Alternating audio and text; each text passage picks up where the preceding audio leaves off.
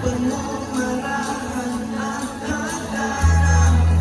Malamang makita ka sa kaitaas-taasan, ngunit kaibigan, huwag kang magpapasindan. Kaibigan, easy lang sa'yo.